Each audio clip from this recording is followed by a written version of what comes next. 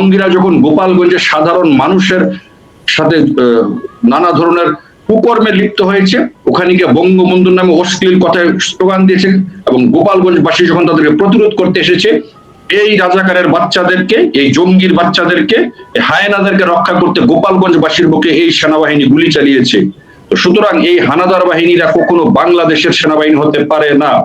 এরা এক কথায় আমি বলবো, এরা কখনো দেশপ্রেমিক তো দূরের কথা, এরা এদেশের নাগরিক হওয়ার যোগ্যতা হারিয়েছে।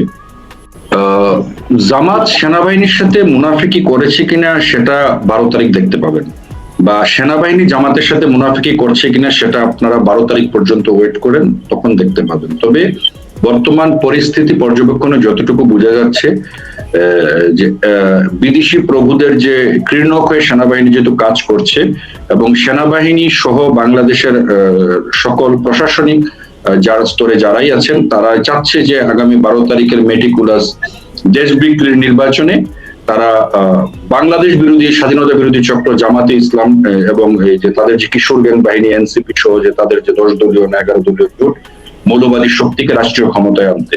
সুতরাং সেটা বোঝার জন্য হয়তো আপনাদেরকে 12 তারিখ পর্যন্ত অপেক্ষা করতে হবে, কে আসলে কার সাথে মুনাফিকি করছে সেটা দেখার জন্য। যদি দেখেন যে 12 তারিখ মুনাফিকিটি সর্বোচ্চ পর্যায়ে চলে গিয়েছে, তখন হয়তো বাংলাদেশের ঘটনাটা অন্যরকম ঘটবে। আর যদি তারা তাদের যে বন্ধুত্ব বা তাদের যে নিবিড় প্রগাঢ় সম্পর্ক এখন তারা একে অপরের সাথে রেখেছে, সেটা হলে বাংলাদেশ নিশ্চিত অন্ধকারের দিকেই চলে যাচ্ছে আগামী 12 তারিখ। যারা যাদের জীবনের যতটুকু নিঃশ্বাস যাদেরকে আল্লাহ তাআলা দান করেছেন, সে নিঃশ্বাসের প্রত্যেকটি মুহূর্ত যারা মিথ্যা, ছলনা, কপটতা, ভণ্ডামি এসবে ব্যস্ত, তাদের কাছ থেকে তো আসলে আপনি ভালো কিছু আশা করবেন বা দেশের জন্য কিছু আশা করবেন সেটা না। দেখেন জামাতে ইসলাম কতটুকু ভণ্ড, মানে এরা কি ধরনের, এরা হচ্ছে কি নেগেটিভ ক্রিয়েটর। এরা সবসময় দেখবেন যে মিথ্যাকে আরেকটা মিথ্যা বলবে, আরেকটা মিথ্যাকে আরেকটা মিথ্যা বলবে, এবং আপনি একটি আছে যে আপনি যখন একটা মিথ্যা ক্রমাগত ভাবে বলতে থাকবেন, তখন ওই মানুষ একটা সময় মিথ্যাটাকে সত্য বলে আসলে বিবেচনা করে। এখন জামাত, বিএনপি দুটোটাই তারা একই রাজনীতি করে। তো এই যে আপনি যে প্রথমে যে কথাটা বলছিলেন না, যে অজগর সাপ ঘরে ঢুকে ঢুকে আসলে মাপে যে তার সে কবে তাকে খেতে পারবে, তো বিএনপি এতদিন জামাতকে ওইভাবে ফেলেছে, বড় করেছে, করার পর এখন জামাত বিএনপিকে গিলে খেয়েছে। কিভাবে গিলে খেলো? জামাতের চুম্মা শফিক বলেছেন, চুম্মা আমির, আপনার জিন্দাউলি বলেছেন যে স্বাধীনতার প্রথম ঘোষণায় নাকি অলি আহমেদ দিয়েছে, অলি আহমদকে তার দলে নিয়েছে, নিয়ে এখন স্বাধীনতার ঘোষক হয়ে গেছে অলি আহমেদ। এখন আল্লাহ বাঁচাইছে, আমরা কবে না শুনি যে স্বাধীনতার ঘোষক গোলাম আজম, আমরা ওই দিনের অপেক্ষাটাকে সত্য আমরা ওইটাও শুনে ফেলবো আর কি। এবং জামাতের মুনাফিকির আরেকটা মানে কুকর্মের আরেকটা জিনিস আমি আপনাকে উদাহরণ দিই। 2001 থেকে 2006 যে 4 দলীয় ঐক্যজোট যখন ক্ষমতায় ছিল, আপনারা সকলেই জানেন যে তারা দুর্নীতিতে টানা 4 বার শীর্ষ চ্যাম্পিয়ন, আরেকবার সেকেন্ড প্লেসে ছিল, মানে 5 বার দুর্নীতিতে চ্যাম্পিয়ন হয়েছে। এখন এই 5 বার দুর্নীতিতে যে চ্যাম্পিয়ন হয়েছিল, সেখানে টোটাল যে দুর্নীতিটা হয়েছিল, সংসদ সদস্যদের মধ্যে যে দুর্নীতিটা হয়েছিল, সেই জামাতের নির্বাচিত সংসদ সদস্যের মধ্যে 71% সংসদ সদস্য কারাপ্টেড ছিল, তাদের বিরুদ্ধে দুর্নীতির অভিযোগ ছিল। আর বিএনপির নির্বাচিত সংসদ সদস্যদের মধ্যে ছিল 53% সংসদ সদস্যদের মধ্যে ছিল দুর্নীতির অভিযোগ। তার মানে কি, ওই 2001 থেকে 2006 এর সংসদে যে বিএনপি টানা 4 বার দুর্নীতিতে শীর্ষ চ্যাম্পিয়ন হয়েছিল, ওই চ্যাম্পিয়নশিপে বিএনপিকে চ্যাম্পিয়ন হতে সাহায্য করেছে জামাত ইসলামী। এখন জামাত এসে নেগেটিভ দিচ্ছে যে বিএনপি দুর্নীতিতে টানা 5 বার চ্যাম্পিয়ন, আওয়ামী লীগ দুর্নীতিতে চ্যাম্পিয়ন। আপনার আওয়ামী লীগকে দেখেছেন, বিএনপি কে দেখেছেন, এখন আমাদেরকে দেখেন, জামাতকে দেখেন। আরে বেটা, তোদেরকে আমরা দেখবো কি? তোরা তো জন্মটাই তোদের আজন্ম পাপ, তোদের জন্মই হচ্ছে আজন্ম পাপ। তোরা হচ্ছে একটি জাতির জন্য বোঝা, একটি জাতির কলঙ্কের নাম হচ্ছে জামাত ইসলামী, একটি দেশের কলঙ্কের নাম হচ্ছে জামাত ইসলামী। শুধু দেশের না, ইসলামের কলঙ্কের নাম হচ্ছে জামাত ইসলামী। আপনারা একটা জিনিস খেয়াল করেন, গত 17 মাসে বা 18 মাস তো পড়ছে, এই বাংলাদেশে যে ভয়াবহ তাণ্ডব লীলাগুলো চলেছে, মব লিঞ্চিং, বিচার বিভাগে যে ধরনের নগ্ন হস্তক্ষেপ, বিচার বিভাগে মব, সারা বাংলাদেশে যেভাবে হত্যা, লুটপাট, নারী ধর্ষণ, নারীদেরকে এবার যেভাবে ধর্ষিত করা হলো, বাংলাদেশের স্বাধীনতা উত্তর ইতিহাসে কোন সরকারের সময় কোন সময় এত পরিমাণ নারী ধর্ষিত হয়নি। এবং বাংলাদেশের স্বাধীনতা উত্তর বাংলাদেশে কোনোদিন তো পরিমাণ অজ্ঞাত মৃতদেহ, লাশ পাওয়া যায়নি। খালে, বিলে, বনে, বাজারে, জঙ্গলে, রাস্তায়, যেখানে সেখানে প্রতিদিন গড়ে মানে 2টা, 3টা, 4টা, 5টা করে লাশ পাওয়া যাচ্ছে, যেগুলো ম্যাক্সিমামই অজ্ঞাতনামা। তাহলে এই বাংলাদেশে এখন অজ্ঞাতনামা কারা? আপনারা তো এখানে জামাত বিএনপির কাউকে তো অজ্ঞাতনামা পাবেন না। এখন আওয়ামী লীগের অনেক নেতা কর্মীকে খুঁজে পাওয়া যাচ্ছে না, তাদেরকে ধরে ধরে হত্যা করছে। এই গত 17 মাসে প্রায় 600-র মতো আওয়ামী লীগের তৃণমূলের নেতা কর্মীদেরকে হত্যা করা হয়েছে জেলখানাতে। তানভীর ভাই, এখানে আবার কিন্তু কথা উঠছে, আমরা শুনতেও পাচ্ছি যে জামাত নাকি এখন টাকার পরিবর্তে বা ভোটের পরিবর্তে অনেক আওয়ামী লীগারদেরকে আশ্রয় দিচ্ছে। তো তারা কি এখন আশ্রয় বাদ দিয়ে আপনি যেমনটি বলছেন হত্যা শুরু করলো? আপনারা একটি জিনিস আসলে ভুলে যান, বাংলাদেশে একমাত্র একটি দল যারা আদর্শের রাজনীতি করে সেটা হচ্ছে বাংলাদেশ আওয়ামী লীগ। একমাত্র রাজনৈতিক দল যারা আদর্শের রাজনীতি করে তার নাম বাংলাদেশ আওয়ামী লীগ। বাংলাদেশ আওয়ামী লীগের নেতা কর্মীরা মৃত্যুর মুখে দাঁড়িয়ে থেকেও জয় বাংলা স্লোগান ছাড়েনি। আপনারা এইবারও দেখেছেন যে মব মানুষ তাদেরকে গণপিটুনি দিচ্ছে, তার শেষ নিঃশ্বাস পর্যন্ত সে জয় বাংলা স্লোগান দিয়েছে। আপনাদের মনে আছে রাজশাহীতে যে ছেলেটা পানি খেতে গিয়ে আমাদের ছাত্রলীগের একটি ছেলেকে, যে প্রতিবন্ধী যে ছাত্রলীগ নেতাটিকে হত্যা করেছিল, যে সন্তানের জন্য দুধ কিনতে গিয়েছিল, সে যখন পানি পায়নি, তাকে পানি না খাইয়ে তাকে এই জামাতের সন্ত্রাসীরা তাকে পিটিয়ে হত্যা করেছে। মৃত্যুর আগে সে জয় বাংলা স্লোগান দিয়ে মৃত্যুবরণ করেছে। It is Awami League, that is Bangladesh Chhatra League, that is বঙ্গবন্ধুর আদর্শ। সুতরাং বাংলাদেশ আওয়ামী লীগ বারবার পরীক্ষা দিয়েছে, এদেশের স্বাধীনতা সার্বভৌমত্বের জন্য 17,000 ছাত্রলীগের নেতা কর্মীরা জীবন দিয়েছে। বাংলাদেশ স্বাধীনতা উত্তর বাংলাদেশে গণতন্ত্রের জন্য পরবর্তীতে এই 2001 থেকে 2006 বিএনপি জামাতের 4 দলীয় জোটের তাণ্ডবে আওয়ামী লীগের 10,000 নেতা কর্মীকে তারা হত্যা করেছে। 1977 যখন জিয়াউর রহমান রাষ্ট্র ক্ষমতা, 1978 সালে সে এদেশের প্রায় 3 থেকে 4 হাজারের মুক্তিযোদ্ধা সামরিক অফিসারদেরকে, সৈনিকদেরকে সে হত্যা করেছে। সুতরাং আওয়ামী লীগ রক্ত দিয়ে গিয়েছে। সৈয়দ আশরাফ একটি কথা বলেছিলেন না, যে হাজারো হাজারো নেতাকর্মীর, লাখো লাখো নেতাকর্মীর রক্তের অনুভূতির নাম আওয়ামী লীগ। আওয়ামী লীগ আসলে একটা অনুভূতি, এবং এই অনুভূতিকে ধ্বংস করতে পারবেন না। এবং যারা চিন্তা করছে যে আওয়ামী লীগের শিকড়কে তারা উপড়ে ফেলবে, বঙ্গবন্ধুকে মুছে দিবে, সেটা তারা ব্যর্থ হয়েছে। তারা সেটা প্রমাণ পেয়েছে এবছরের 15ই আগস্ট। যে 15ই আগস্টকে বিগত 15 বছর আওয়ামী লীগ সার্বজনীন করতে পারেনি। আওয়ামী লীগের রাষ্ট্রীয় ক্ষমতা থেকে যাওয়ার পরে এদেশের মানুষ 15ই আগস্টকে সার্বজনীন করেছে এবার। যেটা আওয়ামী লীগ রাষ্ট্রীয় ক্ষমতায় থেকে বিগত 15 বছর বঙ্গবন্ধুকে সবার জন্য সার্বজনীন করতে ব্যর্থ হয়েছিল, আওয়ামী লীগ ক্ষমতায় থেকে যাওয়ার পরে সমগ্র বাঙালি জাতি 15ই আগস্টে এবার দেখিয়ে দিয়েছে বঙ্গবন্ধু কতটা সার্বজনীন, বঙ্গবন্ধু কতটা প্রাসঙ্গিক বাংলাদেশের জন্য। আপনারা দেখেন গত 18 মাসে খালেদা জিয়া মারা গেলেন কবে? ডিসেম্বরের 30 তারিখ, তাই তো? ডিসেম্বরের 30 তারিখ খালেদা জিয়া মারা গেলেন। আজকে জানুয়ারির জন্ম তারিখের মতো মৃত্যু তারিখে যাক, ওইটাতে আর না যাই আপা। আজকে জাস্ট 1 মাস গেল, মাঝখানে জাস্ট 1 মাস 4 দিন 5 দিন গেল। বাংলাদেশের রাজনীতিতে খালেদা জিয়ার নাম আছে? ওই মৃত্যুর 1 সপ্তাহ পর্যন্ত যতদিন রেডিও বাজিয়েছে, টিভিতে দেখিয়েছে, দালালি করেছে পত্রিকারা, ততদিন পর্যন্ত খালেদা জিয়ার কথা, দেশের মানুষের কথা মানুষ বলেছে।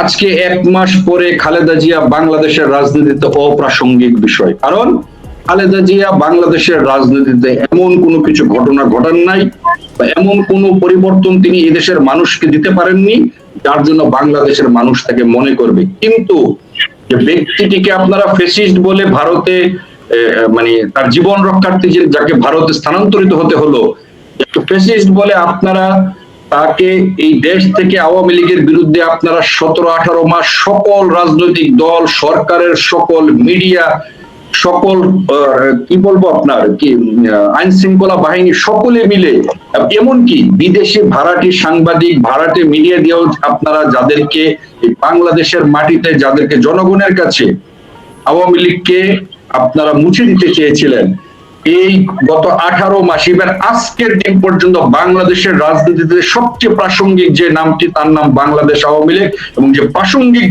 ব্যক্তিটি বাংলাদেশের রাজনীতিতে এখনো সবচেয়ে বেশি প্রাসঙ্গিক, তার নাম শেখ হাসিনা। 1 সেকেন্ডের জন্য বাংলাদেশের রাজনীতিতে গত 18 মাসে শেখ হাসিনাকে মুছা যায়নি। 1 সেকেন্ডের জন্য বাংলাদেশের রাজনীতিতে গত 18 মাসে আওয়ামী লীগকে আপনারা মুছতে পারেননি। কারণ দেশের এই বাংলাদেশের 1,44,000 বর্গ কিলোমিটার এলাকায় আপনারা উত্তর, দক্ষিণ, পূর্ব, পশ্চিম যেদিকেই তাকাবেন এদিকে উন্নয়ন দেখবেন, এদিকে এই দেশের অবকাঠামোগত উন্নয়ন সমস্ত কিছু মিলে যখন তাকাবেন, একটি ছবি বাংলাদেশ সকলের সামনে ভেসে ওঠে, শেখ হাসিনা। কি করে মুছবেন? কত ছবি মুছবেন? কত হাজার স্থাপনার নাম পরিবর্তন করবেন? এই ইউনূস বলেছে গত 1.5 বছরে শেখ হাসিনার নাম পরিবর্তন করতে তাদের শুধু নামগুলো নামে ফলক মুছতে তাদের লেগেছে 1.5 বছর। সে কি কাজ করবে? সুতরাং এই জামাত, বিএনপি, তাদের রাজনৈতিক কোনো অর্জন নাই, তাদের জাতিকে বলার মতো তাদের কোনো রাজনৈতিক ভাষা নাই, যার কারণে তারা এই ভোটের মাঠে আওয়ামী লীগের সাথে তারা প্রতিদ্বন্দ্বিতা করতে ভয় পায়। আওয়ামী লীগ এত বলার পরেও তারা ভোটে আসে না। এখন আওয়ামী লীগকে ছাড়া এই নির্বাচন কিন্তু আবার খুব গ্রহণযোগ্য, এই নির্বাচন আবার খুব ক্রেডিবল, এই নির্বাচন আবার খুব বেশি ইনক্লুসিভ, তাই তো? এদেশের 50% মানুষ যে দলটিকে ভোট দেয়, সেই 50% মানুষকে যখন বাইরে রেখে এই জামাত এবং বিএনপিরা একে অপরকে নিয়ে এই পুতুল খেলায় লিপ্ত হয়েছে, সেই পুতুল খেলাটি অনেক জায়েজ, এই পুতুল খেলা হালাল। কিন্তু আওয়ামী লীগ যখন নির্বাচনে তাদেরকে অংশগ্রহণ করতে নিষেধ করে নেয়, বারবার ডেকেছে আসেন, তখন তারা নির্বাচনে আসে না, তখন পুতুল খেলাটি নাজায়েজ ছিল। এই দেশের কতিপয় বুদ্ধিজীবী, সুশীল সাংবাদিক তাদের কাছে এই ওয়াকার, আপনাদের মনে আছে, সে আপনার রাওয়া ক্লাবের একটি বক্তব্যে বলেছিল যে আমরা একটা free, fair, credible and inclusive নির্বাচন চাই। এই ওয়াকারের মুখে এখন ইনক্লুসিভ নাই, তাই না? এই ওয়াকারের মুখে এখন ফ্রি, ফেয়ার, ক্রেডিবল ইলেকশনের দরকার নাই। এই ওয়াকার আজকে বলে যে আমরা 12 তারিখ নির্বাচন যে কোনো মূল্যে করব। তার অর্থ কি? তার অর্থটা কি? তো সুতরাং এদেশের মানুষ তাদের চরিত্র গত 18 মাসে বিএনপি জামাতের চরিত্রটা মানুষের কাছে একেবারেই উন্মোচন হয়েছে। আরেকটা কথা আমি বলবো, 5ই আগস্ট আমি বলি, 5ই আগস্ট আমি শেষ করেছি, 5ই আগস্ট যে ঘটনাটি ঘটেছে, আমরা আওয়ামী লীগের যারা তৃণমূলের নেতাকর্মীরা অনেক কষ্ট স্বীকার করছে, অনেক নির্যাতন স্বীকার করছে, অনেক নেতাকর্মী জীবন দিতে হয়েছে, অনেকে জেলে আছেন, অনেকে দেশ থেকে জীবন বাঁচাতে দেশের বাইরে অবস্থান করছেন।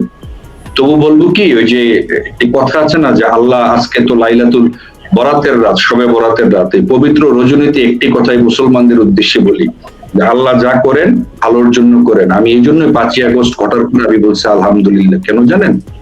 কারণ 5ই আগস্ট না ঘটলে আমরা এই দেশে বুঝতাম না এই দেশে রাজাকারের সংখ্যা কত, এই দেশে দেশ বিরোধী চক্রের সংখ্যা কত সেটা আমরা জানতে পারতাম না। 5ই আগস্ট ঘটাতে আমাদের কাছে এখন সংখ্যাটা একেবারে নির্ধারিত। সুতরাং বাংলাদেশ আওয়ামী লীগ যখন রাজনীতিতে প্রত্যাবর্তন করবে, বাংলাদেশ আওয়ামী লীগের সিদ্ধান্ত নিতে হবে তারা কি এই সংখ্যা যে নতুন নব্য গজে ওঠা রাজাকার দেশ বিরোধী চক্রকে সাথে নিয়ে তারা আবার সেই রাজনীতির দিকে রাজনীতি করবে, না শুধুমাত্র তারা এই দেশটিকে ধারণ করে এদেশের জন্য যারা জীবন দিয়েছে, গণতন্ত্রের জন্য যারা জীবন দিয়েছে, সাম্প্রদায়িক বাংলাদেশের স্বপ্ন যারা দেখে তাদেরকে নিয়ে বাংলা আওয়ামী লীগে এগিয়ে যাবে, না বাংলাদেশ আওয়ামী লীগের লোকজন আবার এসে কর্মী জননী হওয়ার চিন্তা করবে, আবার এসে মাদ্রাসা শিক্ষাকে নিয়ে তারা গবেষণা করবে, আবার এসে এইসব মোল্লা বক্তাদেরকে সাথে করে নিয়ে ইনক্লুসিভ বাংলাদেশ গড়ার চিন্তা করবে। আওয়ামী লীগকে এবার ভেবে দেখতে হবে। আওয়ামী লীগ বারবার ধাক্কা খেয়েছে, বারবার আওয়ামী লীগ এই সব অপশক্তির কাছে আসলে পরাজিত হয়েছে, কিন্তু এই পরাজিত আওয়ামী লীগকে আবার ঘুরে দাঁড়িয়েছে ফিনিক্স পাখির মতো। কিন্তু বারবার তো এত তো জীবন আমরা দিতে পারবো না রে ভাই, আর কত জীবন দিব আমরা? আমাদের নেতা কর্মীরা আর কত রক্ত দিবে? আর কত রক্ত গঙ্গা প্রবাহিত হলে বাংলাদেশ আওয়ামী লীগের একেবারে শীর্ষ নেতৃত্বের হুঁশ ফিরবে যে না, আমরা আমাদের তৃণমূলকে আমরা প্রাধান্য দেই, আমরা আমাদের তৃণমূলের মানুষের কথা শুনি, আমরা হাইব্রিড মুক্ত আওয়ামী লীগ করি। আওয়ামী লীগ কি তৃণমূলকে প্রাধান্য দিচ্ছে না? আওয়ামী লীগ যদি বিগত 15 বছর তৃণমূলকে প্রাধান্য দিত, আজকে আওয়ামী লীগকে এই দিন দেখতে হতো না। এটা বাস্তব সত্য কথা, এটা নিরেট বাস্তবতা রে ভাই। মাঠের অবস্থান তাই বলে। শেখ হাসিনার জীবনের হুমকি ছিল, উনাকে পেলে মেরে ফেলতো, উনাকে রক্ষা করা হয়েছে। বাংলাদেশ সেনাবাহিনী, এসএসএফ, বিমান বাহিনী, তারা তাদের সর্বোচ্চ প্রোটোকলে মাননীয় প্রধানমন্ত্রীকে দেশ থেকে স্থানান্তর করেছে। তার সাথে সাথে আওয়ামী লীগের বাকি গুলা দৌড় মেরে কেন? জেল খাটতি তোরা? ওরা ভাগছে কেন এই দেশ থেকে? ওরা কেন এই দেশ থেকে ভেগেছে? শেখ হাসিনার জীবনের থ্রেট ছিল। শেখ হাসিনা বাংলাদেশ আওয়ামী লীগের তথা বাংলাদেশের সম্পদ। এখন এই রাজনৈতিক নেতারা যারা বিদেশে অবস্থান করছেন, সি দেয়ার ক্রেডিবিলিটি, তৃণমূলে তাদের গ্রহণযোগ্যতা কতটুকু? তাদের কোনো কথা কি আজকে তৃণমূল শুনছে? তারা কি বিগত 18 মাসে শেখ হাসিনার একেবারে ভ্যানগার্ড হয়ে আওয়ামী লীগ এক করতে পেরেছে? বঙ্গবন্ধু 1971 সালের 26শে মার্চ ঘোষণা দেওয়ার পরে যখন তিনি পাকিস্তান সেনাবাহিনীর কাছে বন্দী হলেন, তখন বঙ্গবন্ধুর ভ্যানগার্ড ছিলেন জাতীয় 4 নেতা, যারা তার নামের উপরে মুক্তিযুদ্ধটি চালিয়ে নিয়েছিল। সেই শেখ হাসিনা যখন ভারতে স্থানান্তরিত হলেন, তার ভ্যানগার্ডকে বাংলাদেশ আওয়ামী লীগের কোন নেতাটি শেখ হাসিনার ভ্যানগার্ড হিসেবে আবির্ভূত হয়েছেন বলেন আমাকে? তারা কলকাতায় বসে বিভিন্ন গ্রুপিং করছে এখনো। তৃণমূলের ছেলেপেলেরা আজকে হতাশাগ্রস্ত। আপনি নিজে কত ছেলের ফোন পান? আপনি কত ছেলের ফোন কল আপনারা পান বলেন? যে মেসেজ পাচ্ছেন যে ভাই আমরা না খেয়ে আছি, আমাদের কাছে টাকা নাই, আমাদের চিকিৎসা করাতে পারছি না, আমরা পরীক্ষা দিতে পারছি না। কোথায় আজকে নেতারা? শেখ হাসিনা তো একক এক ব্যক্তি, একটা ইনস্টিটিউশন শেখ হাসিনা, যিনি বিগত 15 বছর তিলে তিলে বাংলাদেশটিকে গড়ে তুলেছিলেন। তিনি দায়িত্ব দিয়েছিলেন সাংগঠনিক নেতৃত্বের উপরে বাংলাদেশ আওয়ামী লীগের, যারা তৃণমূলকে আগলে রাখবে, আওয়ামী লীগকে তারা মানুষের কাছে নিয়ে যাবে। তাহলে এই ব্যর্থতা কেন শেখ হাসিনার বহন করতে হবে? কেন সাংগঠনিক নেতৃত্বরা, যারা আওয়ামী লীগকে নেতৃত্ব দিয়েছে, ছাত্রলীগ, যুবলীগকে নেতৃত্ব দিয়েছে, ওইসব নেতারা কেন এখনো একসাথে হয়ে জাতির আওয়ামী লীগের তৃণমূলের কাছে তারা ক্ষমা চাচ্ছে না যে আমরা ভুল করেছিলাম, আমরা তোমাদেরকে প্রাধান্য দিতে পারি নাই, আমাদেরকে ক্ষমা করো? এই শব্দটি পর্যন্ত তাদের মুখ থেকে আসে না। তারা এখনো রাতের টেলিগ্রাম লিক করে, রাতের হোয়াটসঅ্যাপ লিক করে, জুম মিটিং করে তারা ওইখানে তাবেদারিতে এখনো তারা ব্যস্ত। এখনো তারা দাবিদারি করছে।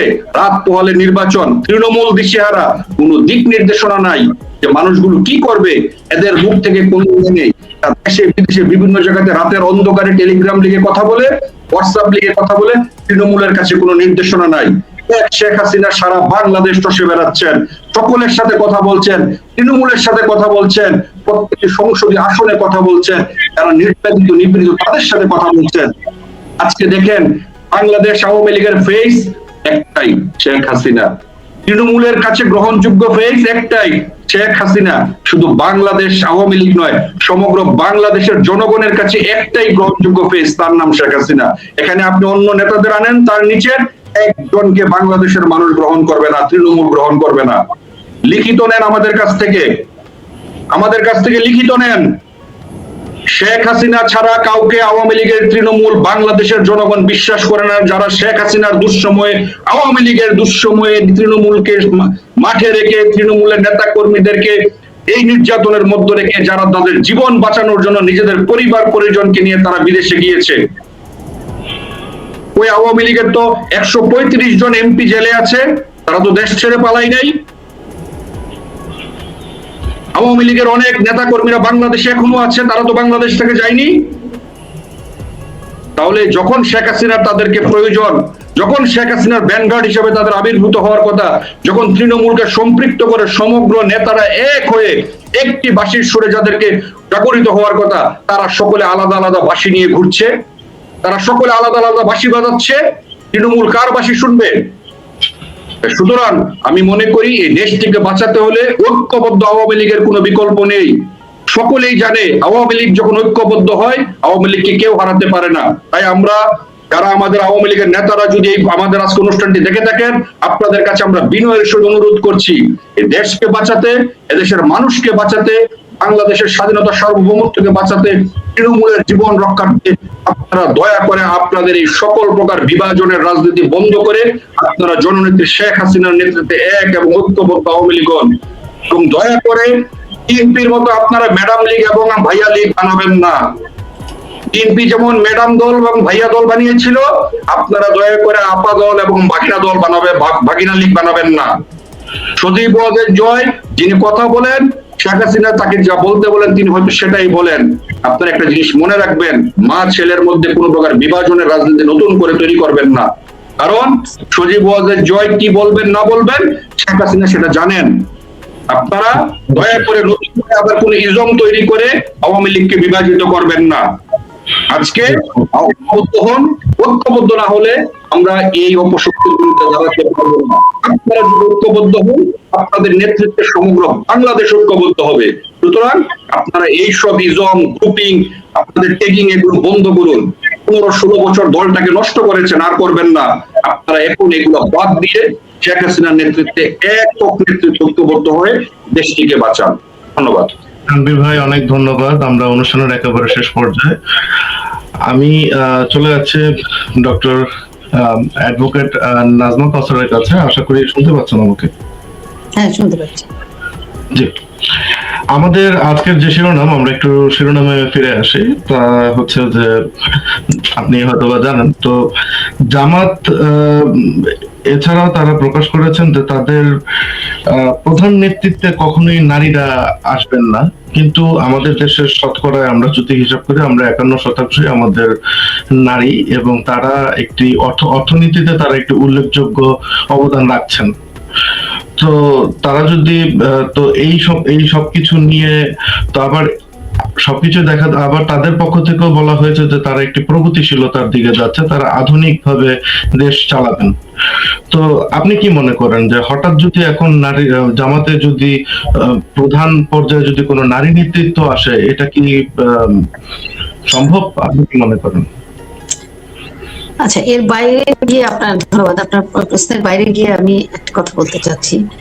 বাংলাদেশ আওয়ামী লীগ এবং আওয়ামী লীগের আমাদের একমাত্র নেত্রী, অবিসংবাদিত নেত্রী, জননেত্রী শেখ হাসিনা স্পষ্টভাবে, এবং সজীব ওয়াজেদ জয় ওনার প্রতিনিধি হিসাবে, উপদেষ্টা হিসাবে স্পষ্টভাবে আমাদেরকে, তৃণমূলের নেতা কর্মী, আওয়ামী লীগকে, মুক্তিযুদ্ধের পক্ষে সকল শক্তিকে আহ্বান জানিয়েছে আগামী 12ই ফেব্রুয়ারি নির্বাচনে কেউ অংশগ্রহণ করবে না।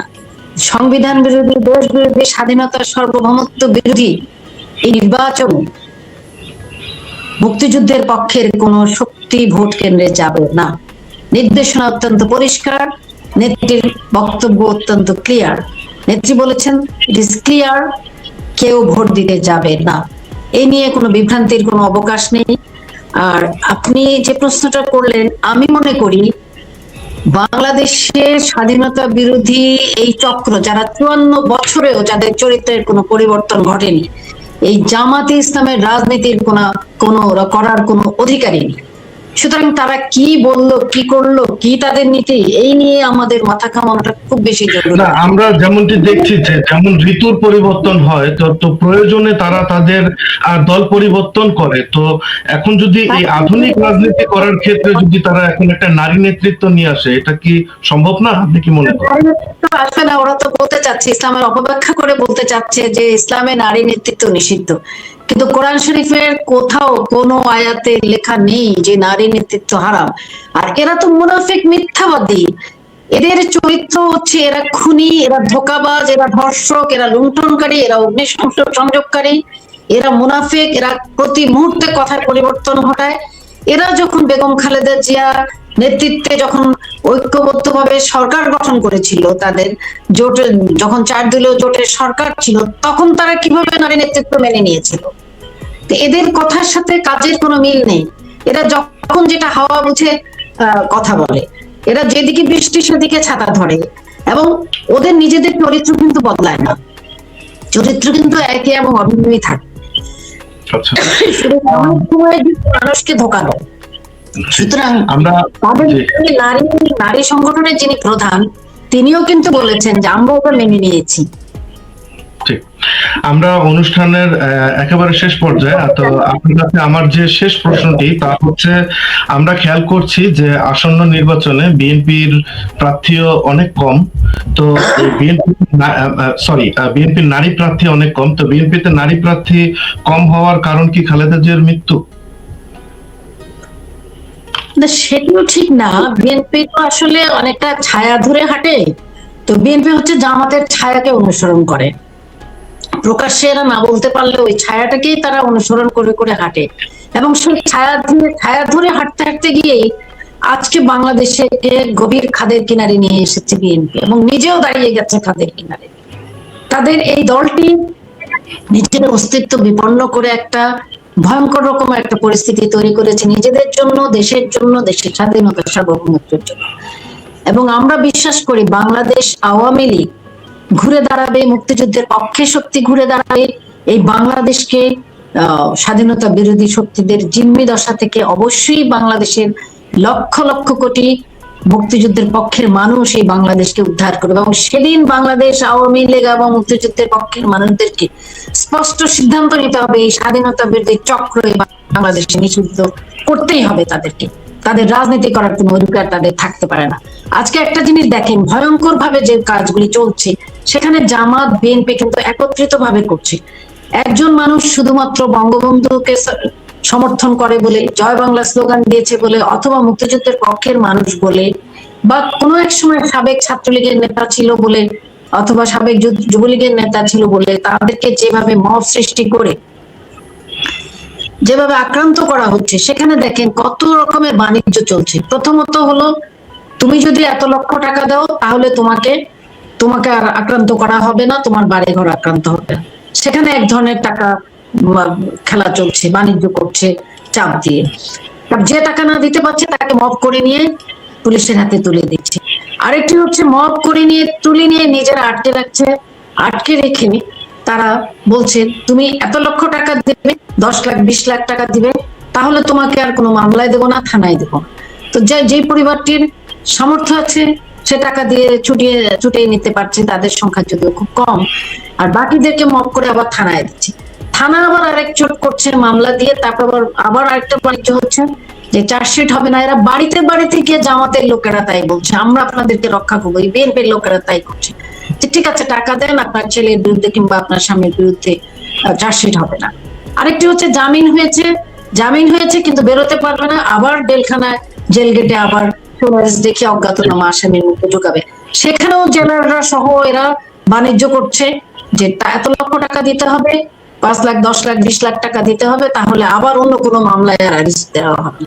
মানে বাংলাদেশের পরিস্থিতি কোর্ট অঙ্গনে বাংলাদেশের মুক্তিযুদ্ধের পক্ষের কোন আইনজীবী মামলা মোকদ্দমা করতে পারছে না, শত শত আইনজীবী এখনো জেলে, মবের শিকার হচ্ছে, সাংবাদিকরা জেলে। মানে এক ভয়ঙ্কর অরাজক পরিস্থিতি। যারা 71 দেখেনি, 71-এরই আরেকটা সংস্করণ এই 24-25-এ এসে দেখতে পাচ্ছে বাংলাদেশ। এবং আমাদের তরুণ সমাজ, জেনজি গোষ্ঠীকে আমি বলবো, তোমরা ইতিহাস পড়ো, ইতিহাস পড়ে অন্তত গুগল করো, আমাদের হাতে হাতে ফোন আছে, সেটা করে 71-কে জানো এবং দেখো তাদের এই হত্যা, ধর্ষণ, লুণ্ঠন, এই অরাজকতা 71 সালে জামাত যা করেছিল তাই করছে। এবং জেনে বুঝে বিএনপি আজ তা শুধু ক্ষমতায় যাওয়ার লোভে সেটাকে সমর্থন করে যাচ্ছে। এই ইতিহাসের দায়বদ্ধতা থেকে জামাত যেমন কলঙ্কিত, বিএনপিও নিজেদেরকে সেই কলঙ্কের পাকে জড়িয়ে নিচ্ছে। এবং বাংলাদেশের নারী সমাজের প্রতি আমি অনুরোধ করব, আপনারা বুঝতে শিখুন, আপনাদের মা বোনদেরকে আপনারা জানুন, চেষ্টা করুন, ঘৃণা করুন এদেরকে, যারা আপনাদের মা বোনদেরকে তুলে নিয়ে পাকিস্তানের হাতে তুলে দিয়েছে। আজকেও তাই হচ্ছে, খালে বেলে নদীর নালায় অসংখ্য নারী পুরুষের লাশ পড়ে আছে। কারা এগুলি করছে? যারা গণতন্ত্রের নামে ধোঁকা দিয়ে আপনাদেরকে, আপনাদের কর্মক্ষেত্র বন্ধ করে দেবে। নারীদের প্রতি আমি আহ্বান জানাবো, আপনারা নারী সমাজ সচেতন হন। আফগানিস্তানের অবস্থা দেখুন, এরা দেশকে সেই অন্ধকার যুগে, প্রাগৈতিহাসিক যুগে ফিরিয়ে নিয়ে যেতে চান এই জামাত। তাদের চক্কর থেকে, তাদের ধোঁকাবাজি থেকে নিজেদেরকে রক্ষা করুন এবং নির্বাচন বয়কট করুন। আগামী নির্বাচনে এই যে নির্বাচন, প্রশাসনী নির্বাচন, সাজানো নির্বাচন, ফল সাজানো, ফলাফল সাজানো, সমস্ত কিছু সাজানো আছে, সেই নির্বাচন থেকে আপনারা বিরত থাকুন, নারী পুরুষ নির্বিশেষ হয়। বিশেষ করে আপনাদের সকলকে ধন্যবাদ।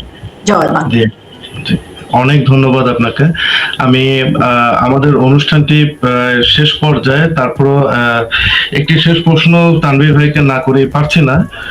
তো তানভীর ভাই, আমাদের এই ডক্টর ইউনূসের দেয়া ইতিহাসের শ্রেষ্ঠ সেরা নির্বাচন নিয়ে যদি আপনি কিছু বলতেন, যে আসলে এই নির্বাচনটি যদি সবকিছু পাতানো নির্বাচন হয়, যেমনটি অ্যাডভোকেট নাজমা কাউসার বলছিলেন, এবং এই ব্যাপারে যদি জামাত বিএনপি উভয় যদি অবগত হয়ে থাকেন, তাহলে তারা এই নির্বাচনটি কেন করছেন? তাহলে তারা তো সিট ভাগাভাগি করে নিলে তো পারে, আমাদের রাষ্ট্রীয় টাকা পয়সা তো নষ্ট নাও করতে পারে, তাই না?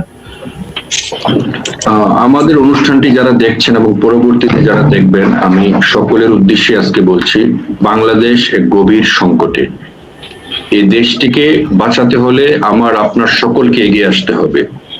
আমরা যারা এই দেশের নাগরিক, আমাদের ভিতরে যাদের দেশপ্রেম আছে, এবং আমরা যারা মনে করি যে এই দেশটিকে রক্ষা করা আমাদের পবিত্র দায়িত্ব, আমাদের সে দায়িত্বের জায়গা থেকে আমি বিনয়ের সহিত আমি সকলের কাছে অনুরোধ করব, বাংলাদেশটিকে আপনারা জামাত, বিএনপি, ইউনূস এবং এই হানাদার বাহিনীর হাত থেকে রক্ষা করুন। আপনাদের যুদ্ধ একটাই, আপনাদের সংগ্রাম একটাই। শেষ যুদ্ধ এবং সংগ্রামটা হবে আপনাদের বিবেকের সাথে, আপনারা সততার সাথে নিজের আত্মার কথা শুনুন এবং দেশের জন্য 30 লক্ষ শহীদের রক্তের ঋণের, আপনারা সেই ঋণের প্রতি অনুগত থাকুন। যে মা বোনরা ধর্ষিত হয়েছিল, সম্ভ্রম হারিয়েছিল, তাদের প্রতি অনুগত থাকুন। আপনারা এই দেশটিকে বাঁচাবেন এবং আপনাদের কাছে আমাদের একটাই আবেদন, আপনারা 12 তারিখের মেটিকুলাস নির্বাচনটিকে বর্জন করবেন। আপনাদের ঘরের বাইরে গিয়ে যুদ্ধ করতে হবে না, আপনারা ঘর থেকে বের হবেন না।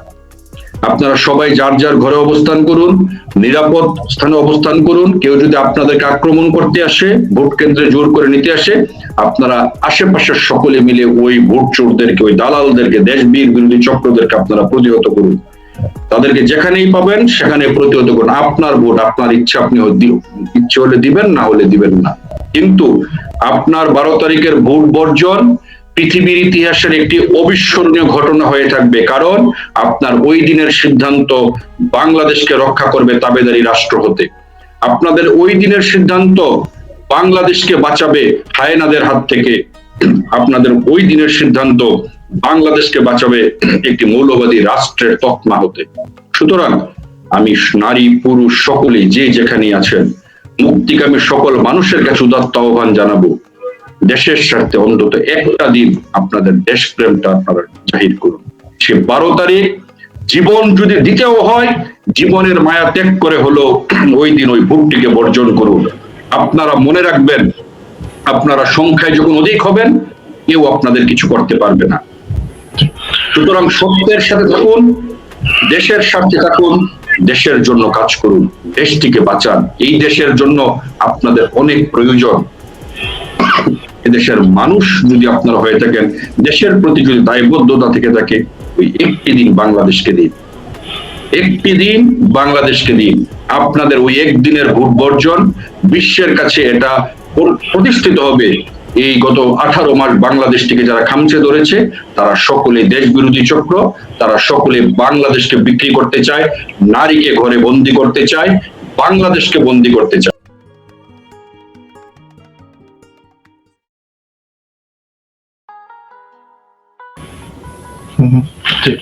অনেক ধন্যবাদ তানভীর ভাই, আমি আসছি আপনার কাছে। আমি চলে যাচ্ছি আমাদের আজকের আরেকজন অতিথি অ্যাডভোকেট নাজমা কাউসার। স্বাগত আপনাকে, আশা করি আপনি আমাকে শুনতে পাচ্ছেন।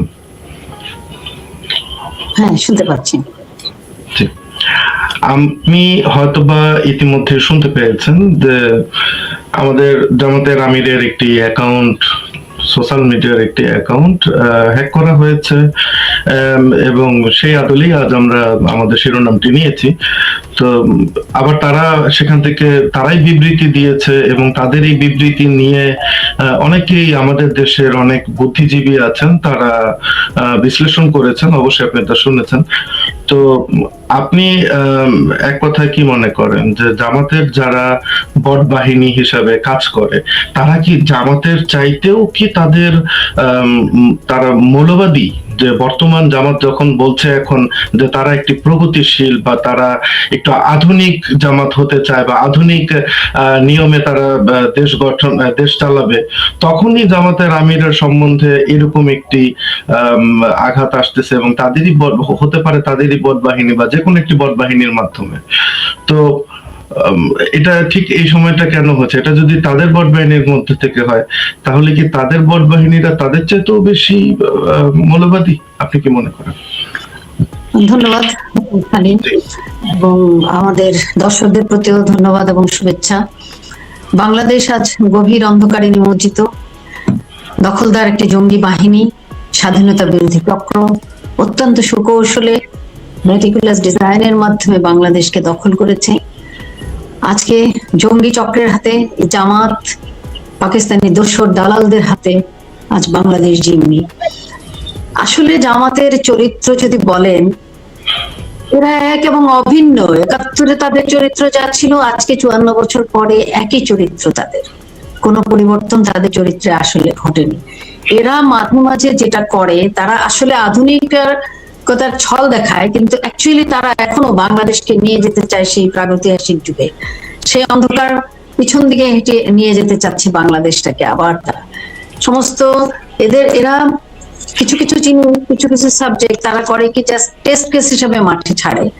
যখনই দেখে যে এটার বিরুদ্ধে প্রবল জনমত অথবা প্রবল প্রতিবাদ তৈরি হচ্ছে, তখনই তারা এটাকে একটু গুটিয়ে নিয়ে বলে যে না, এটা ভুল হয়ে গেছে, অথবা আমরা তো এটা এভাবে বলিনি, আমাদের অ্যাকাউন্ট হ্যাক হয়েছে, আমাদেরকে অন্যভাবে অন্যরা এটাকে ভুল ব্যাখ্যা করেছে। নানাবিধ কথাবার্তা ছলচাতুরি তারা করেই যাচ্ছে। এটা হচ্ছে জামাতের অরিজিনাল চরিত্র। হচ্ছে জামাত কিন্তু ওই জায়গায় আছে, তারা শরিয়া আইন কায়েম করবে, শরিয়া করবে, আবার যখনই চাপে পড়ে তখন বলে যে না না, আমরা ঠিক এটা করব না, এখনই করার চিন্তা করছি না। এরকম নানাবিধ কথাবার্তা বলে কিন্তু তারা মানুষকে ধোঁকাবাজির মধ্যে রাখে। এক ধরনের ধোঁকাবাজির একটা আবরণ তারা তৈরি করে রেখেছে তাদের চরিত্রে। আপনি দেখেন ৭১ সালে তারা যা করেছে, আমাদের মা বোনদেরকে ঘর থেকে বেছে বেছে ধরে এনে তুলে এনে পাকিস্তানি হানাদার বাহিনীর হাতে তুলে দিয়েছে। তাদের প্রতি এহেন নির্যাতন, ধর্ষণ, হত্যা, লুণ্ঠন, খুন, অগ্নিসংযোগ সমস্ত অভিযোগ তাদের বিরুদ্ধে আছে। আমাদের মা বোনদেরকে তারা এমন কোন নির্যাতন নাই যা নাৎসি বাহিনীর নির্যাতনের চেয়েও ভয়াবহ, তারা তা করেছে। এবং ৭১ জামাতি ফতুয়া দিয়েছিল যে বাংলাদেশের নারীরা গনিমতের মা, সুতরাং তাদেরকে ধর্ষণ করা, তাদেরকে উঠিয়ে নিয়ে গিয়ে ক্যাম্পে রাখা, সেটা জায়েজ আছে। এই জামাতি আজকে আবার, এবং ৭১ সালে তারা বলতো যে জামাত পাকিস্তানকে রক্ষা মানে ইসলামকে রক্ষা করতে হবে, পাকিস্তানের বিরুদ্ধে লড়াই।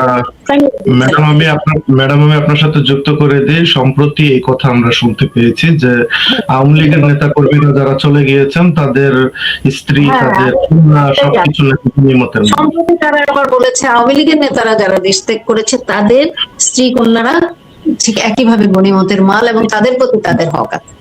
এই কথাটাও তারা ইদানিং বলেছে ফাঁক দিয়ে।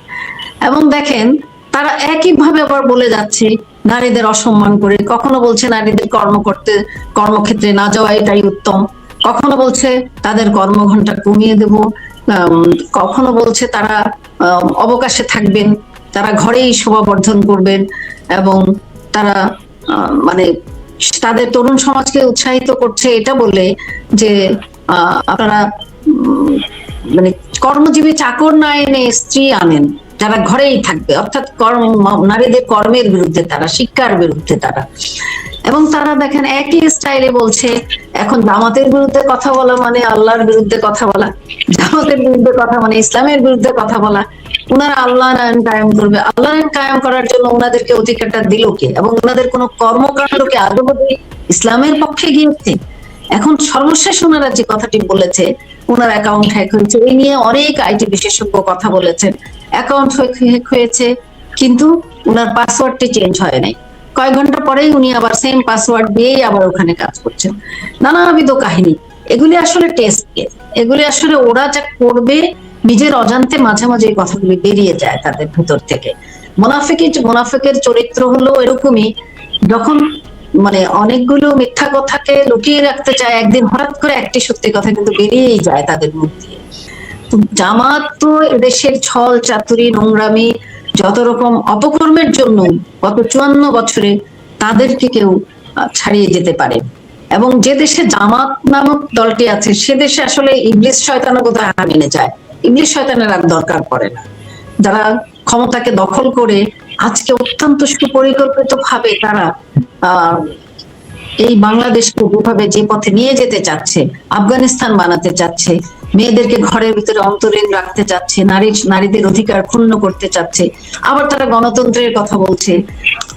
এরা আরেকটা জিনিস আমি না বললেও পারছি না, যে এখানে এই দায়ভার জামাতের পাশাপাশি একইভাবে আমি মনে করি বিএনপি এটার জন্য দায়ী।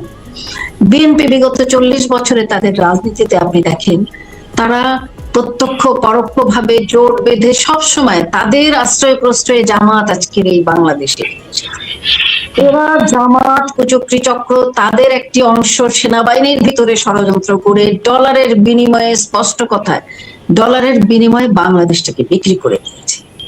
এরা কেউ দেশপ্রেমিক নয়, এদের প্রতি কোনো শ্রদ্ধা নেই আমাদের, এরা পারে না এমন কোনো কাজ নেই। সবাই ম্যাডাম সবাই তো আর এক না, তাই না?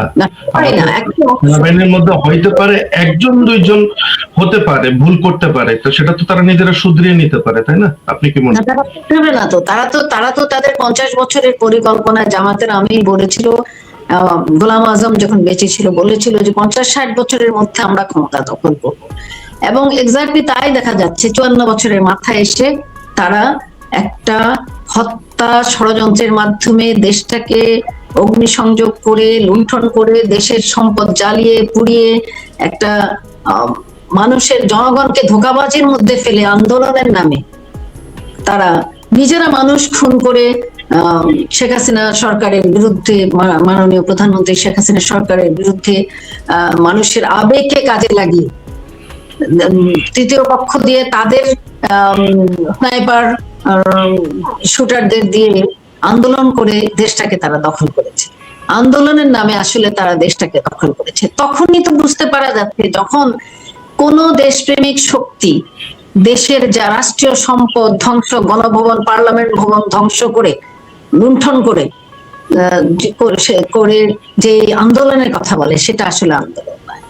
হ্যাঁ, ব্যক্তির বিরুদ্ধে আপনার ক্ষোভ থাকতে পারে, সরকারের বিরুদ্ধে আপনার ক্ষোভ থাকতে পারে, রাষ্ট্রীয় সম্পদ, রাষ্ট্রীয় গণভবন, সংসদ ভবন থেকে শুরু করে রাষ্ট্রীয় টেলিভিশন ভবন, সমস্ত কিছু জাতীয় সম্পদ, তো তারা তো সেগুলিকে ওন করে না। এবং এই বাংলাদেশকে জামাত কোনোদিন ওন করেনি, তারা কোনোদিন নিজেদের দেশ বলে মনে করেনি। তারা যদি আমরা বিশ্বাস করতাম যে হ্যাঁ জামাতের এই প্রজন্ম বদলে গেছে, আমরা বিশ্বাস করতে চেয়েছিলাম যে হ্যাঁ এই প্রজন্ম বদলে গিয়ে তারা আজ বাংলাদেশে বিশ্বাস করে, এবং জননেত্রী শেখ হাসিনা চেয়েছিলেন সবাইকে নিয়ে দেশটাকে গড়তে, এবং ওখানেই ছিল ওনার ভুল। এরা 54 বছর এদের চরিত্র বদলায়, এরা সেই পাকিস্তানের ধামাধরা, এরা সেই পাকিস্তানের সাথেই চক্রান্ত করে যাচ্ছে, পাকিস্তানের কথাই বলছে, 71-এর কথাই বলছে, বাংলাদেশকে আবার এখন গণভোটের নামে এই বিষয়টি নিয়ে আমাদের অত্যন্ত মনোযোগী হওয়া উচিত। জাহানা ভোটের নামে যা করতে চাচ্ছে তারা আসলে বিশাল এক শুভঙ্করের ফাঁকির ভিতরে জনগণকে ধোঁকা দিয়ে তারা দেশটাকে নিয়ে যেতে চাচ্ছে, পিছনে ফিরিয়ে সেই আবার 71 পূর্ববর্তী অবস্থায় পাকিস্তানি ভাবধারায়। তো তারা এই যে গণভোটটা করে তারা আসলে কি করতে চাচ্ছে এটার কোনো ব্যাখ্যা নেই, মানুষ ধোঁকাবাজির মধ্যে পড়ে গেছে। এবং আপনি দেখেন ইরানে কত হাজার মানুষকে মেরেছে খোমেনি, কই তা নিয়ে তো তারা সমালোচনা করে না। দেশকে রক্ষা করার জন্য, দেশের স্বাধীনতা রক্ষা করার জন্য, স্বাধীনতা সার্বভৌমত্বের প্রশ্নে ইরানের 20-30 হাজার মানুষের বেশি হত্যা করা হয়েছে, ইরানের সেনাবাহিনী করেছে, ইরানের সরকার করেছে। কই জামাত ইসলাম তো তা নিয়ে সমালোচনা করে না। এখানে 400 লোককে 4000 বানিয়ে ফেলছে, কখনো 400 লোককে 1400 বানিয়ে ফেলছে, কখনো 200 লোককে বলছে হাজার হাজার লোক মেরে ফেলেছে। এই করছে, করে তারা আসলে হত্যাকাণ্ডের ভিতরে আপনি দেখেন অত্যন্ত সূক্ষ্ম পরিকল্পিত ভাবে হত্যাকাণ্ডগুলি ঘটানো হয়েছে।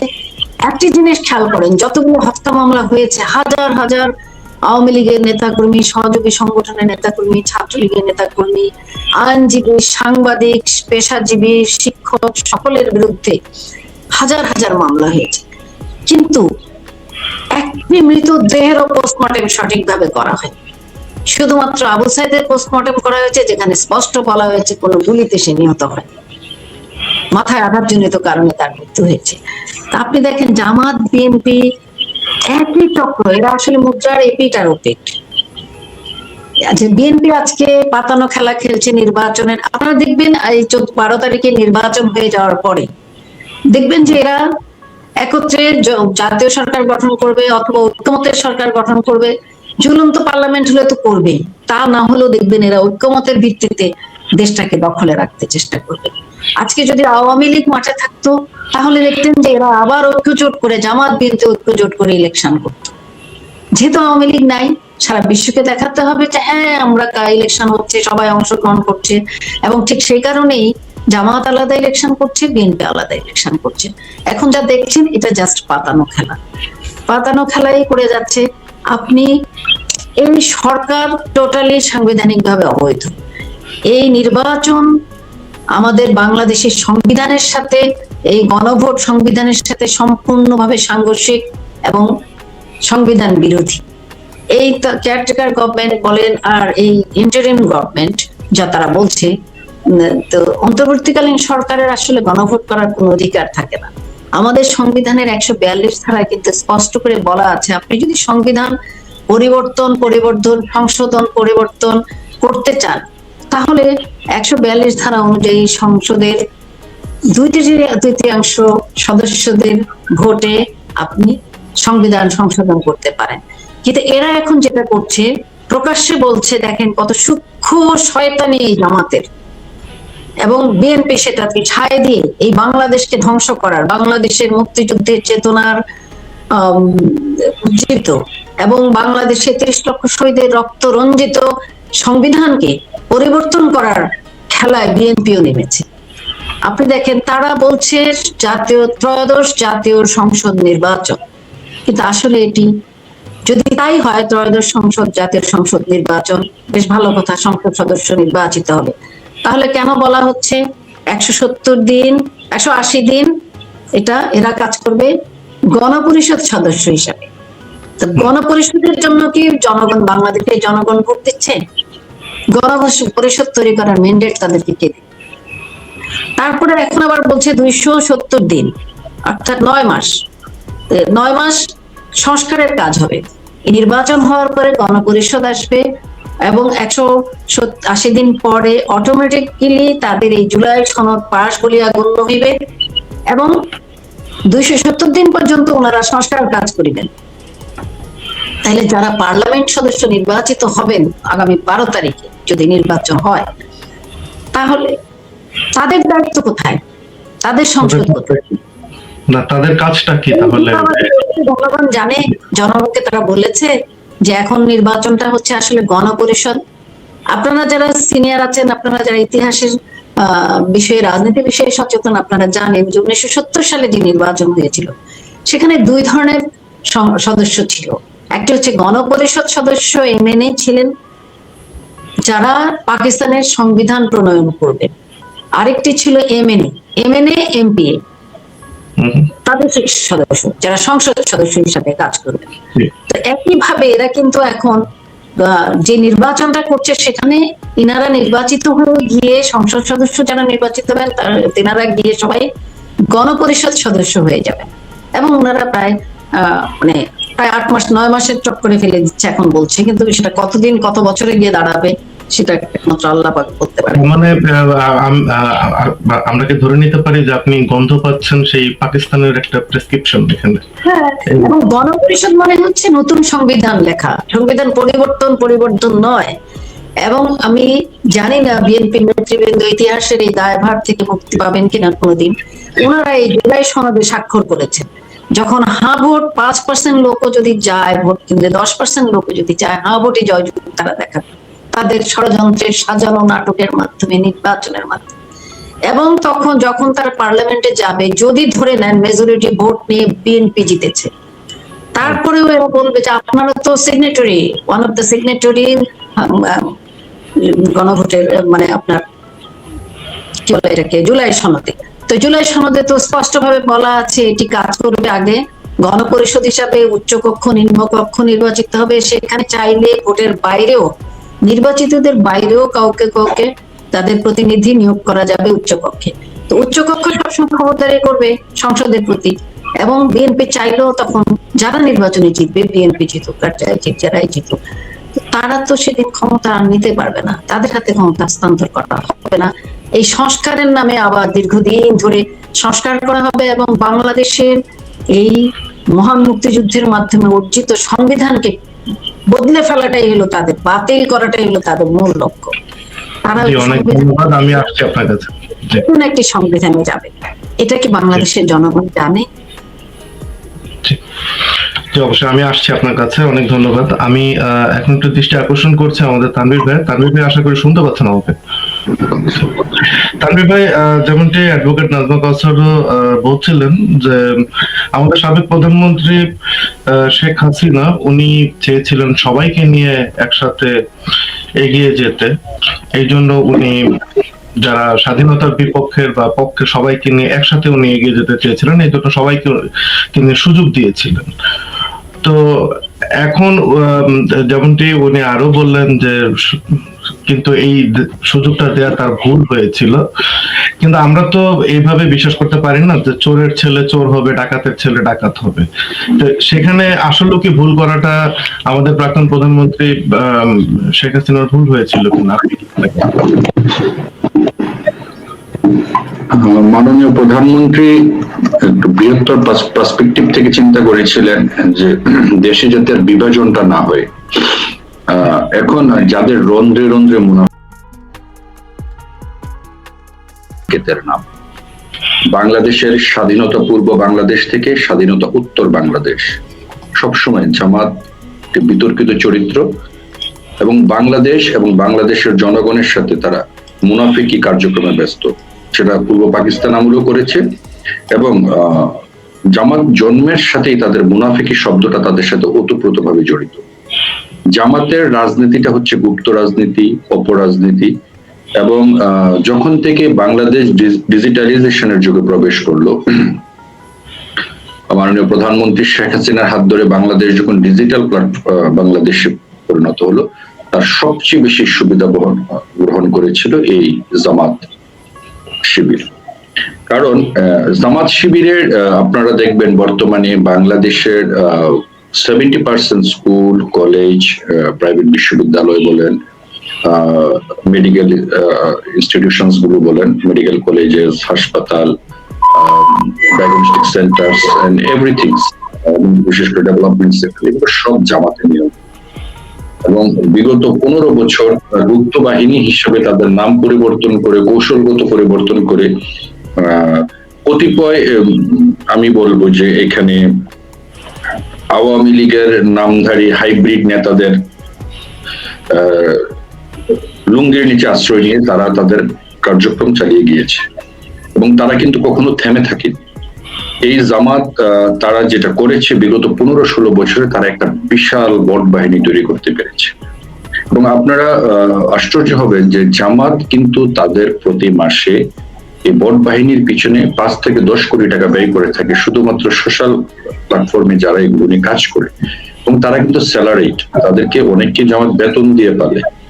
এবং জামাতের সবচেয়ে বড় বিষয়টা হচ্ছে যে জামাত খেলোয়াড় ভিত্তিক রাজনীতি করে, এবং জামাত যখন যাকে চুজ এন্ড পিক করে, তার সমস্ত দায় দায়িত্ব কিন্তু জামাত বহন করে। এবং অতি সম্প্রতি বাংলাদেশের হাইকোর্ট বিচার বিভাগ, সুপ্রিম কোর্ট, এই দুটি অঙ্গনে কিন্তু জামাতের সুস্পষ্ট একটি, আমি বলবো যে নিরঙ্কুশ একটি দখলদারিত্ব বজায় রয়েছে, যেখানে জামাতের প্রায় অনেক অনেক ব্যারিস্টার যারা অতি সম্প্রতি লন্ডন থেকে ব্যারিস্টার ডিগ্রি কমপ্লিট করে এসেছে, এবং অনেক গুপ্ত জামাত ছিল যারা বিগত 15 বছর আওয়ামী লীগের আওয়ামী রাজনীতিবিদদের সাথে যুক্ত হয়ে তারা একটি অন্যরকম চেহারায় অবস্থান করছিল। 5ই আগস্টের পরে তারা তাদের স্বরূপে ফিরে এসেছে। নাজমা আপা আছেন, উনি জানেন বিচারাঙ্গনের মানে অবস্থা বর্তমানে কত ভয়ানক এবং কতটা নৃশংস। বাংলাদেশের ইতিহাসে কোনোদিন বিচার ব্যবস্থা এতটা প্রহসনে পরিণত হয়নি। বিচার মানুষের যে শেষ আশ্রয়স্থল, যে জায়গাটুকু, সেই জায়গাটুকু মূলত বিএনপি জামাত একসাথে হয়ে সেটাকে তাদের কক্ষিগত করেছে এবং মানুষকে তারা এতটাই নিষ্পেষণের মধ্যে রেখেছে যে মিথ্যা মামলা তারা একবার বাহিরে দিচ্ছে এবং কোর্টাঙ্গনে আসলে তাদের আইনজীবীরা সেখানে চাঁদাবাজি করছে। যে ছাত্রলীগ, তারপরে যুবলীগ বা আওয়ামী লীগের সাথে সম্পৃক্ত বা নর্মাল যে কোনো মুক্তিযুদ্ধের চেতনার যে কোনো মানুষকে যখন একবার তারা আইনের কাঠগড়ায় নিয়ে আসে, তখন ওই লোকটির মুক্তি পাওয়া আসলে খুব দুঃসাধ্য হয়ে পড়ে। জেলখানা গেট থেকে মুক্তি পেলেও তাকে আবার নতুন নতুন মামলা দিয়ে তারা তাকে ঢুকিয়ে দিচ্ছে। এবং এই জামাত এবং বিএনপির যে আইনজীবী চক্রটা, দুষ্ট আইনজীবী চক্রটা, তারা এতটাই শক্তিশালী, তারা সমগ্র বাংলাদেশের কারাগারগুলো তারা নিয়ন্ত্রণ করছে এবং তাদের কখন কোন আসামির জামিন হচ্ছে, কে বের হচ্ছে না, সেগুলো সব খোঁজখবর কিন্তু তারা তাদের মানে মনে হচ্ছে যে এটা একটা পোর্টাল রেডি করা আছে, যে তারা জানে যে কার কখন থেকে জামিন হচ্ছে, কাকে কখন আটকাতে হবে, কাকে ধরলে টাকা পাবে, কাকে কিভাবে করা মানে হেনস্থা করা যাবে, এগুলো করা যাবে। এবং অতি সম্প্রতি আপনার যে রোমহর্ষক ঘটনাটি ঘটেছিল আপনার বাগেরহাটের যে ছাত্রলীগের সভাপতি সাদ্দাম এবং সাদ্দামকে পেরোলে মুক্তি নিয়ে যে ঘটনা, যার পরিপ্রেক্ষিতে তার 9 মাসের শিশু সন্তান এবং স্ত্রী আত্মহত্যা করেছে, সেই সাদ্দামকে জেল গেট থেকে একবার মুক্তি পেয়ে, একবার কারাগার থেকে মুক্তি পাওয়ার পরে তাকে আবার বাংলাদেশ জেলে ঢুকিয়েছে এবং সেখানে সাদ্দাম নিজেই বলেছে জামাতের আইনজীবীরা তার থেকে 20 লক্ষ টাকা মানে তাকে মুক্তির পণ হিসেবে তার থেকে নিয়েছে বা হোয়াটএভার দাবি করেছে, এরকম একটা কিছু যে তাকে দেয়নি এবং সেখানে জেলাররাও সম্পৃক্ত। টোটাল একটা সিন্ডিকেট চলছে এখন বাংলাদেশে এই জামাত, বিএনপির এবং তাদের যে বট বাহিনী বলেন, এই পুলিশ, আর্মি সকল মিলে। কারণ আজকে জামাতের ঢাকা 17 আসনের যে এমপি প্রার্থী তারেক রহমানের বিপরীতে যিনি আছেন, তিনি ক্যান্টনমেন্টে ঢোকার সময় সেনাবাহিনীর সদস্যরা যখন বলেছেন যে ক্যান্টনমেন্টের ভিতরে আপনি বাহিরের কেউ অস্ত্র নিয়ে ঢুকতে পারবে না, সেখানে তার হুমকি আপনারা দেখেছেন। তার মানে কি, বাংলাদেশ সেনাবাহিনী ও জামাতের কাছে আসলে এখন মাথা নত করে চলতে হচ্ছে।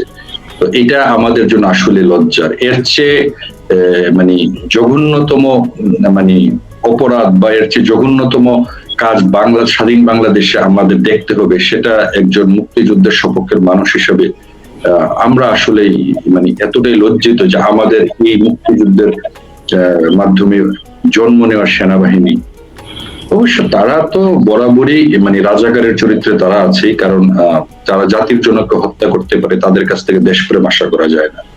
তো এই দেশ বিক্রি করা সেনাবাহিনীরা আজকে বুঝিয়ে দিল যে তারা আসলে জামাতের মানে মানে পায়ের নিচেই তাদের আসলে গর্দা, এর বাহিরে তাদের আর কোনো যোগ্যতা নেই। আমাদের এই দেশপ্রেমিক সেনাবাহিনীর এই অবস্থা, বা আমি কি বলবো যে এরকম তাদেরকে দেশপ্রেমিক শব্দটা ব্যবহার করবেন না। যতদিন আমাদের দেশের পরিচয়টা তাদের সাথে থাকবে না আমাদের আমাদের সবচেয়ে মানে দুঃখ কষ্টের জায়গাটা কি জানেন, আমরা স্বাধীন বাংলাদেশে আমরা দেশপ্রেমিক রাজনীতিবিদ বলেন, আমলা বলেন, পুলিশ বাহিনী বলেন, সেনাবাহিনী বলেন, আমরা আসলে পাইনি। এটা হাতে গোনা কিছু মানুষ আছে যাদের জন্য বাংলাদেশটা আসলে ঠিকই ছিল। কিন্তু এই সেনাবাহিনীকে আপনি মানে কল্পনা করতে পারেন, বাংলাদেশ সেনাবাহিনী আমাদের করের টাকায় বেতন নিয়ে, আমাদের রক্তে ঘাম ঝরানো টাকার বেতন নিয়ে তারা আমেরিকার কথা শুনবে, জাতিসংঘের কথা শুনবে, অন্য দেশের মানে লোকজন কি বলবে সেটা তারা করবে, অথচ আমার দেশের জনগণের সার্বিক নিরাপত্তা, দেশের স্বাধীনতা সর্বন্ত রক্ষা যাদের দায়িত্ব, তারা সেই কাজে নাই, তারা সেই কাজে মোটেও নাই। তারা ব্যস্ত হচ্ছে তাদের প্রভুদেরকে কিভাবে তারা রক্ষা করবে। তো এর চেয়ে বড় লজ্জাজনক ঘটনা, এর চেয়ে দুঃখজনক ঘটনা একজন নাগরিক হিসাবে যখন আমরা দেখি যে আমাদের সেনাবাহিনী আমাদের না, এটার নাম বাংলাদেশ সেনাবাহিনী, এটার নাম হওয়া উচিত আসলে প্রভুদের সেনাবাহিনী, এটা আমাদের কোন সেনাবাহিনী না। তারা কারণ তারা জনগণের সেনাবাহিনী হলে জনগণকে তারা রক্ষা করত। জনগণের সেনাবাহিনী হলে তারা বাংলাদেশের সংবিধানকে তারা 5ই আগস্ট রক্ষা করত, বাংলাদেশের প্রধানমন্ত্রীকে তারা রক্ষা করত। জনগণের সেনাবাহিনী হলে তারা বিদেশিদের কাছে তারা তাদের নিজেদের স্বকীয়তা বিকিয়ে দিত না।